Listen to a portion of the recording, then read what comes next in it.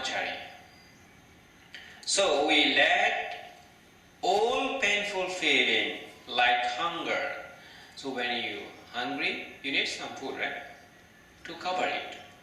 Fade away and do not stir up any new feelings. Thus my life goes on smoothly, blamelessly, in content, peace. Is it clear? So, whatever we have, we are satisfied. You see, Ontu's mom offered a lot of vegetable. We couldn't finish it. So even 3 days we couldn't finish it. So a lot of vegetables for Hills, for me and for Santu. So here said, would that man on such an occasion choose for his own affliction or for others' affliction or for the affliction of both? No, Venerable Sir. Jivaka said, no, Venerable Sir. Does not that man sustain himself with the blameless food on that occasion? Yes, Venerable Sir. You see? So when the Buddha explained him one by one, he asked the question and Jivaka is going to answer, yes, Venerable Sir. Blamelessly they accept the food. So I heard this, Venerable Sir, Brahma abides in loving kindness. Venerable Sir, the Blessed One is my visible witness to that, for the Blessed One abides in loving kindness. Today I understood the monks, Buddha and monks and his disciples, how they are living as a monkhood. So they always practice loving kindness. Today practically I saw and understood. So he accepted that advice. So now the Blessed One is going to explain. Jivaka, any lust, any hate, any delusion, whereby ill will might arise, have been abandoned by the Tathagata. So Tathagata means, so Buddha is going to talk to the Jivaka, right? So Buddha always indicate, always say Tathagata said this, Tathagata said that. You know? He never said Buddha said this, Buddha said that. He never said that. He said Tathagata said this. So here said Jivaka, any lust, any hate, any illusion whereby ill will might arise have been abandoned by the Tathagata, cut off at the road, made like a palm stump, done away with, so that they are no longer subject to future rising. So the Buddha, the Blessed One, he cut off greed, hatred, delusion, no lust, no hatred, no delusion arise in his mind, completely cut off from at the root from his mind. If what you said refer to that, then I allow it to you, Venerable Sir. What I said referred to precisely that. So even though if you complain, because he already eradicated all the defilements from his mind, no greed arise in his mind, no hatred arise in his mind, no delusion arise in his mind. So delusion means what? Answer? Delusion means what? Not knowing Exactly, not knowing the Four Noble Truths. Four Noble Truths. Suffering, origin of suffering, cessation of suffering, the way that leads to the cessation of suffering. The way that leads to the cessation of suffering. How many altogether? 4. Suffering, dukkha. Origin of suffering, samudaya. Cessation of suffering, nirodha. The way that leads to the cessation of suffering, magga. These 4 noble truths, if somebody don't understand, we say delusion. Okay? So when you understand the Four Noble Truths, that means wisdom will rise in your mind. So here he is talking about, this is the loving kindness. So exactly the same things he is going to explain. The compassion. So as I said, if you know how to practice loving kindness, then compassion meditation very easy. The same things he is talking about here. So when you practice loving kindness, through the loving kindness, you attain the first jhana, second jhana, third jhana, and fourth jhana. So when you're feeling from the center of your sesi to go top of your head, then we change your meditation, like Buddha is talking about to Jivaka, the sixth direction, right? He said 1/4, that means forward. Likewise the second, backward. Likewise the third, left side. Likewise the fourth, right side. Above, below, and then around, all direction. This we call the sixth direction. So during the first jhana, second jhana, third jhana, fourth jhana, when you were attaining that, and if any hindrances arise, you just use the harmonious practice there. Okay? That's why at the beginning I said you have to know the 5 hindrances first, and then harmonious practice, right? Recognize it, release it, relax tension and tightness, and bring up the wholesome thought by smiling. Keep the wholesome thought as long as you can. So if you know those 2 things, this practice is very simple. So now he is going to explain compassion. So as I said, when you radiate loving kindness, 6 direction, so your meditation will change from loving kindness to the compassion. So how do you know? How do you experience? You'll understand. Your mind become very soft than before, like cotton. Okay? So when you practice 1 hour, 2 hours, 3 hours, then you see the tears is falling down from you. Right? You experience that. Karuna. So he said here, he is going to explain about compassion, karuna. Jivaka, here a monk, lives in dependence upon a certain village or town. He avoids providing 1/4 with a mind imbued with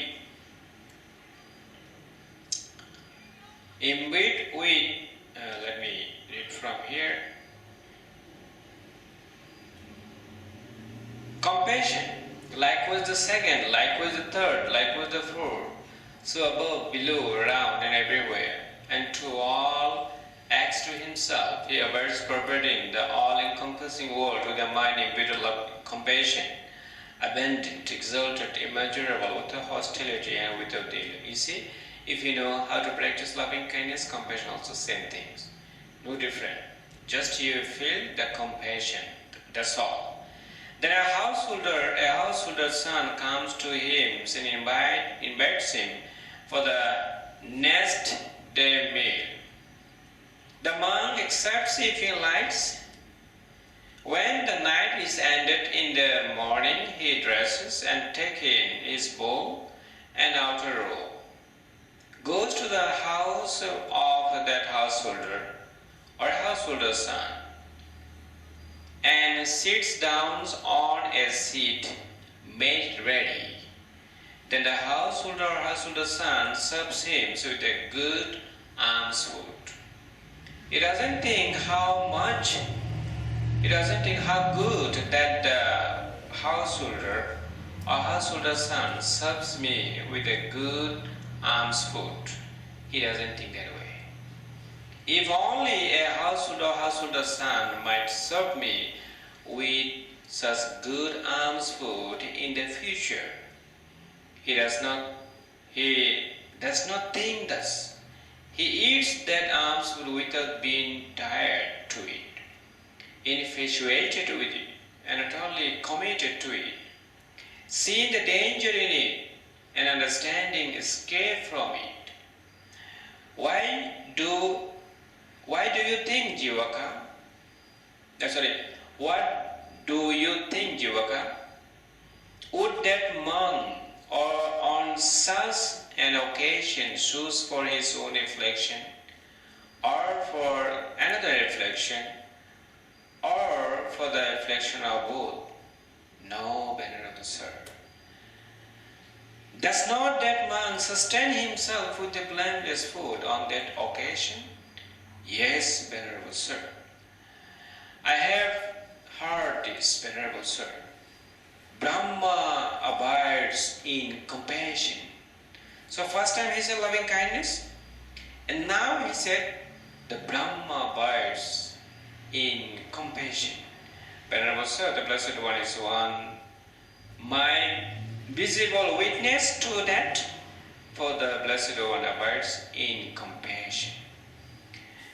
Jivaka, any lust, any hate, any delusion, whereby ill will might arise, have been abandoned by the Tathagata, cut off at the root, made like a palm stump, done away with, so that they are no longer subject to future rising. So if you become enlightened, the lust will not arise in your mind. Hatred will not arise in your mind. And then delusion will not arise in your mind. So he said here, if what you said refer to that, then allow it to you, Venerable Sir. What I said referred to precisely that. So he explained first time's loving kindness, how a monk was practicing loving kindness when he was living in a village or town, and how did he practice the compassion. He already explained that. Now he is going to explain joy. So in the scriptures you will find altruistic joy. See the sutta or in the modern book. What is the difference between altruistic joy and joy?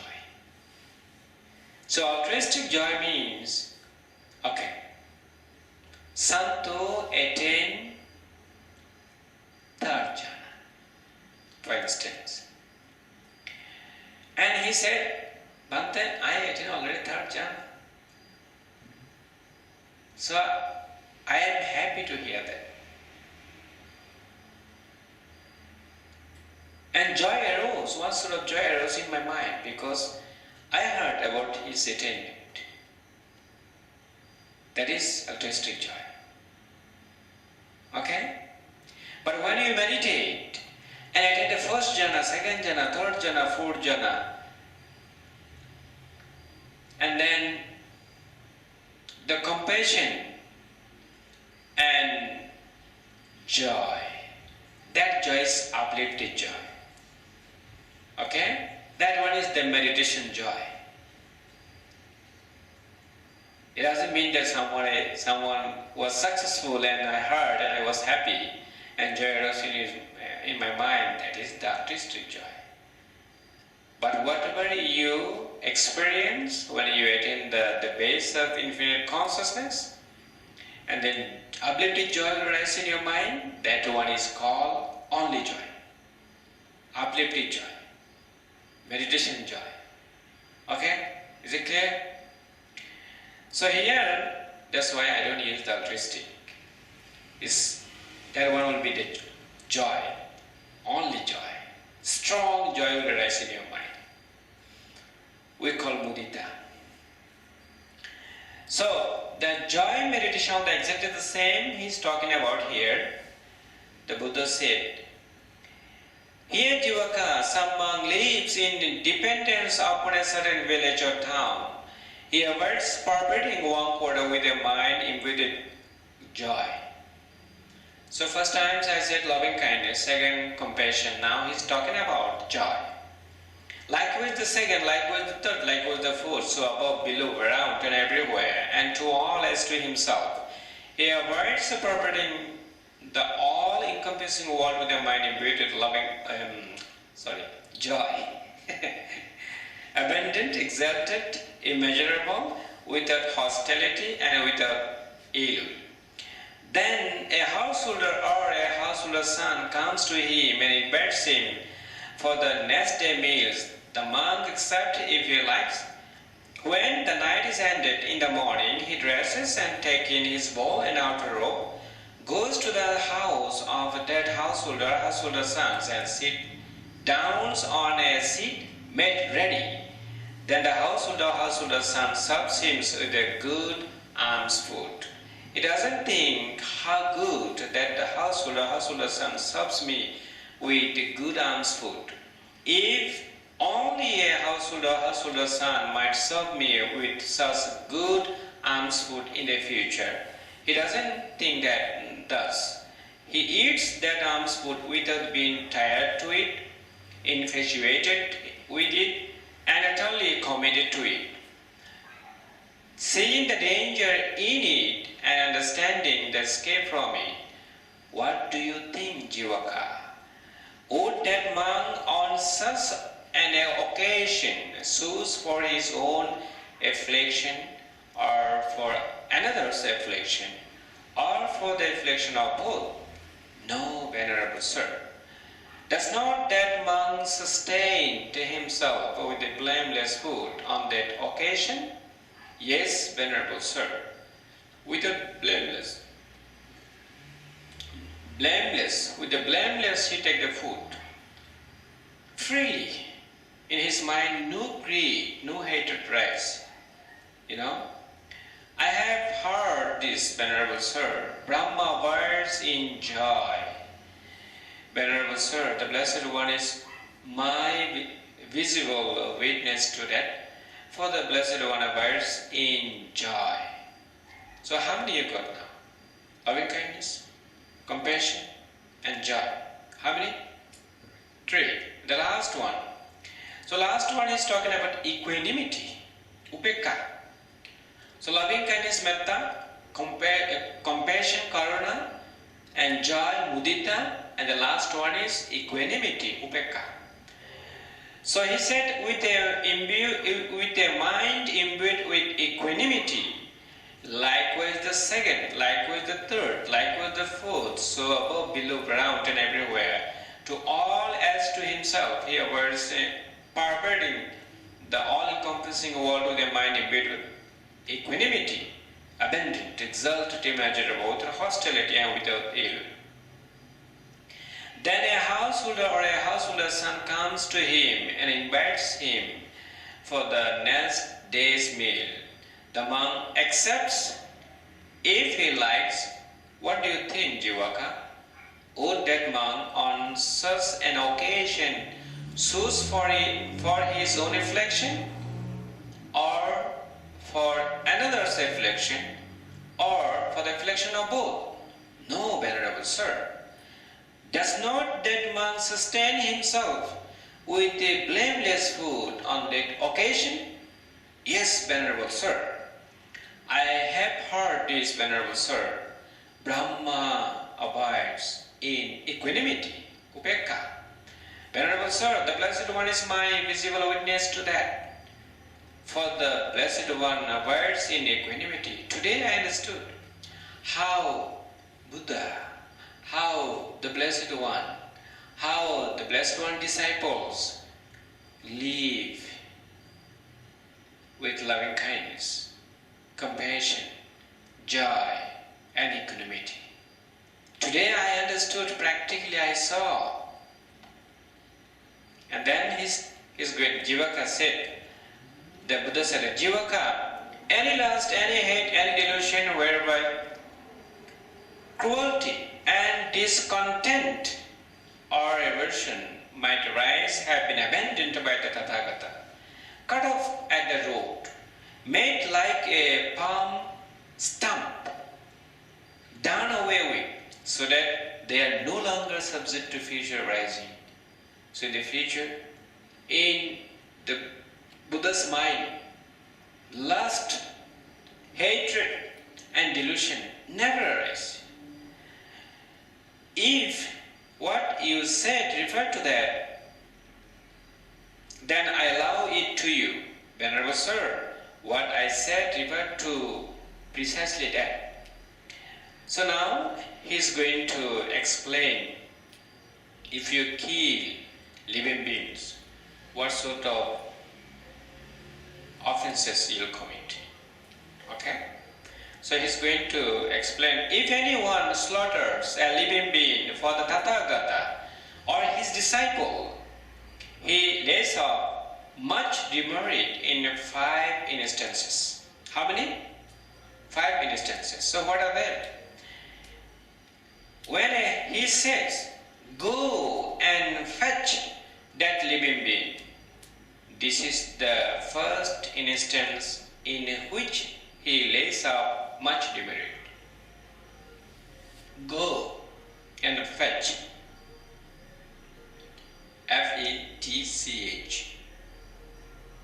Go and fetch that living being.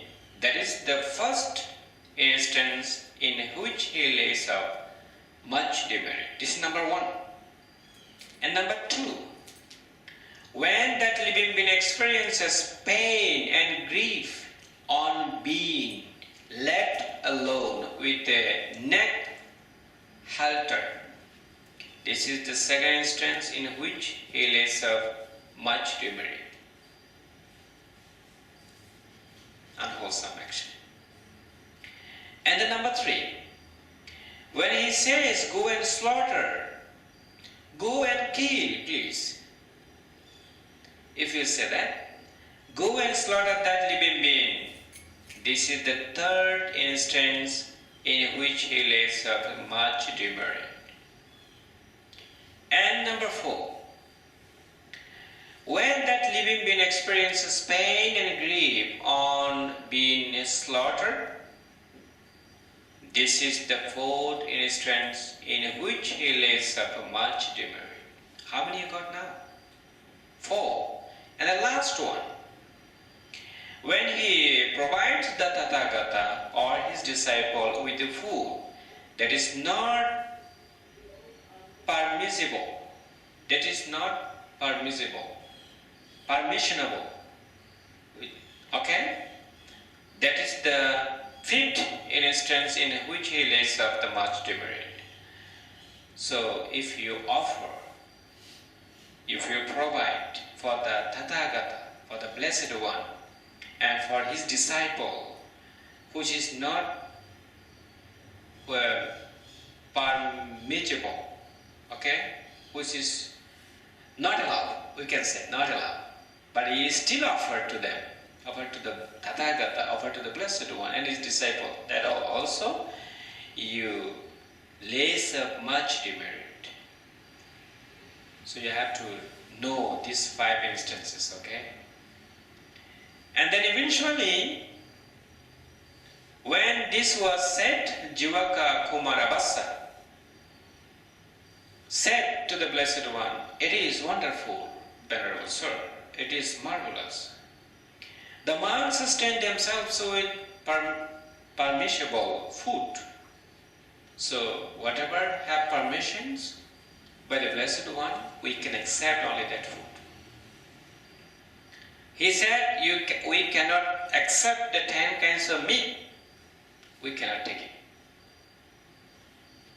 If somebody offer like ontu, he killed the one dog, and then he bring the meat for us.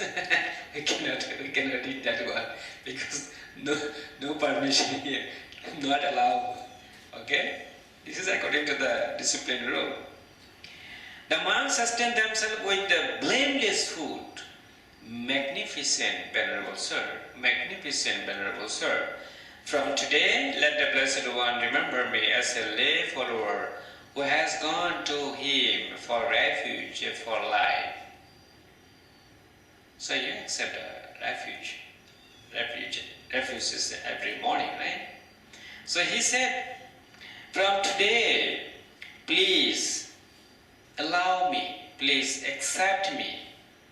From today, let the Blessed One remember me as a lay follower who has gone to Him for refuge, for life. Okay, so this is the loving kindness, compassion, joy, and equanimity.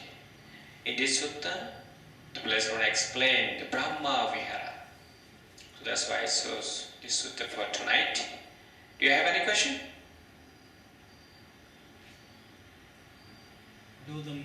Do the lay people have to follow the same rules as the monks for accepting meat? Like if a family member gives something out of party for somebody? No, for the lay people, no problem. Here, between lay people and the Buddha and his disciple. For the lay people, we don't have such rules. For the lay people, we just have the 5 rules. Not to lie, not to kill living beings, not to take what is not given. We can say abstention from killing, abstention from taking what is not given, abstention from adultery, abstention from telling lies, abstention from drinking alcohol. These 5 rules only. So if you keep the 5 rules, wow, you're the Superman. So try to keep that one when you go home. Okay, but now here you observe the 8th precept, right? So you are the higher than Ontu, higher than other people, because he has 5 precepts. You and Santu have the 8th precept. So Ontu, his name is Ontu, okay? His name is Santu. Your name is he, right? So Ontu have to respect you because you are higher than him. He has only 5 rules, but you have 8 rules, right? So you are Superman, right? Than him. So you are not smiling. So, you have to be happy guy, okay? So you have to be happy like me. So when you go home after finishing this retreat, then your parents say, "Hey, what happened to you? You look so happy guy, look happy man." So this meditation, you must have the fun, okay? Not too serious. If you practice seriously, you will see how hindrances arise in your mind. You will be the miserable person. Trust me. You will be the definitely miserable one. I have a lot of experience about that. So practice this meditation very easily, simple way. So that way, just open up your mind. Don't put your heart like this tight. No, open up. So that's why at the beginning I said this meditation is like this, not like that. If you close your heart, your mind like this, you'll never progress this meditation and you'll never feel happy. You never feel light. Understand? Okay, do you have any more question? Yes or no? I have one question. Yeah, okay. How long is it gonna take for us to attain Sutta Buddhi? I don't know. It's depend on the people. It's depend on the people. How your mind is developing. Some people, they just listen to the talk and they can attain. They become Sotapanna during the Buddha's time because he could read other people's mind. But I cannot read your mind. And then people who did a lot of perfection, parami in the past, and in this life, they just meditate within short time and they become Srimantra, Sotapanna. Because they fulfill their perfection in the past, parami. So if you think that you keep the precept and then you did the offering and then you meditate in the past life as well as this present life, you are practicing that, maybe within short time you can get it. Go ahead. Can you experience this life's parami, like in this life? Of course, why not? Good karma, can you? Yeah, like you are practicing. Loving, you can practice in meditation. This is meditation parami, bhavana parami. You keep the precept, sila parami. You do the offering, dana parami. So there are 10 kinds of parami, perfection. So among them you are doing 3. Right? Keep the precept, sila parami. Giving the generosity, dana parami. Practicing meditation, bhavana parami. So what is a month sometimes? Let's just say you're also doing dana, another person also doing dana, and if they apply for the same like school, let's just say one get in, one doesn't. Is it because of karma or is it? There are some stingy people because they don't think that this is good for them. They have no idea about the Buddhism.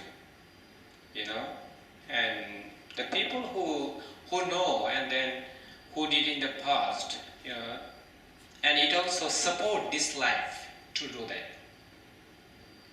You'll see there are some people in the society, they never keep the precept and they never do the offering because they think that I gain my treasures, the material things. I work very hard to gain that, to get it, right? So why I'm going to donate to others? Some people think that way. But the Buddha said, the Blessed One said that if you give up something to others, and it will be very helpful to them, and you also gain a lot of perfection. You gain merit. That's why people are coming to the temple, to the center, to the monastery, and to the giving generosity to the monks, because monks keep the precept. So it doesn't mean that only monks, if you offer to the monks, you gain merit. You also can offer to the poor people and people who doesn't have the food. You also can give them. That also you can gain the merit. You will fulfill the perfection. Sometimes if you, like let's just say you do donation to the monk, let's just 2 person do donation to the monk. Both of them get like merit, right? Of course, yeah. Right. So why does it happen sometimes that one person, like in the future, he gets like a promotion in the job, another person doesn't get a promotion in the job? This is because of I don't know. They did both done. They did both, got the same merit. But they did this life. In this. Maybe in the past life, someone did more than him. So because of his karma, support him to be successful than another guy. So that's why karma. I think 2 days ago I was talking about the karma, right? You remember action? Did I say? Do you remember? Because of the action. Yeah, I talked the first life, second life, third life. So first birth, second birth, third birth. Do you remember? So Buddha he could reflect everything. Why some people are inferior, some people are superior. Do you remember I was talking about? From the one sutta? Duveda Vitaka Sutta, 2 kinds of thoughts. 2 kinds of thoughts. In that sutta explain why some people are poor, why some people are rich, why some people are inferior, why some people are superior. Because of action. Why some people are successful? Why some people not successful? When some people are very successful and who never successful, they feel jealous with them. So when you feel jealous, this is also your bad karma. You understand? This is all the about the karma. Okay, any more question? If no question, we can share the merit because I have to go out, and then so you can practice here until 10 o'clock. Okay? Okay, let us share the merit together, please. May suffering ones be suffering free, and the fearless take fearless be. May the grieving shed all grief, and may all beings find relief. May all beings share this merit that we have thus acquired for the acquisition of all kinds of happiness. May beings inhabiting a space and earth, devas and nagas of mighty power, share in this merit of ours. May the long protect the Buddha's dispensation. Sadhu, sadhu.